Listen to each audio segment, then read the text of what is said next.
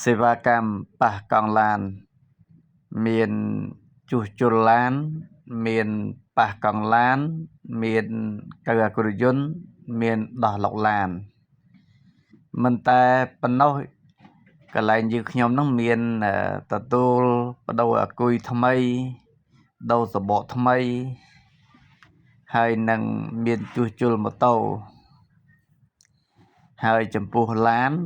ដូចជាឡានព្រុសអីហ្នឹងក៏ទទួលជួសជុលដែរ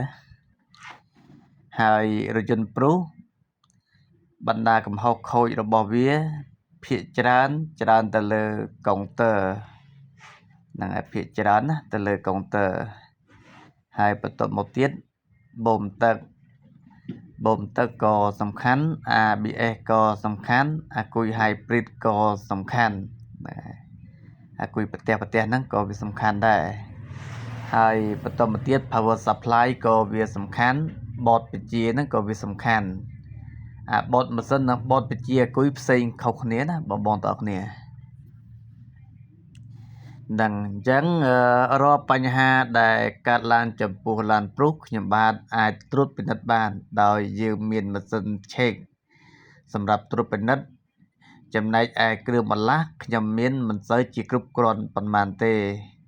ហើយអ្វីដែលខ្ញុំបាទមានដូចជាប៊ូស៊ីដូចជាវ៉ាប៊ិនដូចជាទឹកស្អំដូចជាបូមទឹកអានឹងមានតែចំពោះក្រៅពីនឹងទៀតដូច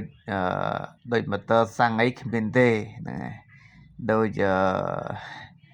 ABS គ្មានទេហ្នឹងហើយដូចបតបញ្ជាក៏គ្មានដែរហ្នឹងហើយអញ្ចឹងខ្ញុំមានចន្លោះនោះទេអញ្ចឹងសូមពុកម៉ែបងប្អូនទានជ្រាប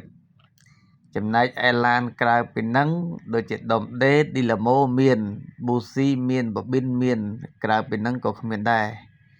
អញ្ចឹងខ្ញុំបាទទិញមកចោះព្រោះអីភាគច្រើនសេវាកម្មចល័តមិនសូវជាមាននរណារប្រមាណទេដល់ពេលអញ្ចឹងការទិញស្តុកនេះវាមានព្រំដែនរបស់វាមិនមែនចេះតែទិញយកមកឲ្យសល់ក៏គូកនោះទេហ្នឹង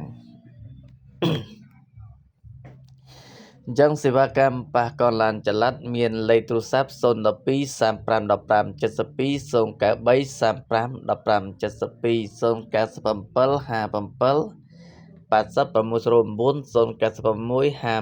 57 8609សេវាកម្មប៉ះកង់ឡានហ្នឹងមិនមែនត្រឹមតែប៉ះទេណាប៉ះកង់ឡានក៏បានដូរកង់សកួរក៏បានដូរសំបកថ្មីក៏បានអាគុយយកទៅបញ្ចូលក៏បានកៅក៏បានឬក៏ផ្លាស់ថ្មីក៏បានខ្ញុំបាទមានសកួរសម្រាប់ផ្លាស់ប្ដូរជូនដល់ប្រិយមិត្តទាំងអស់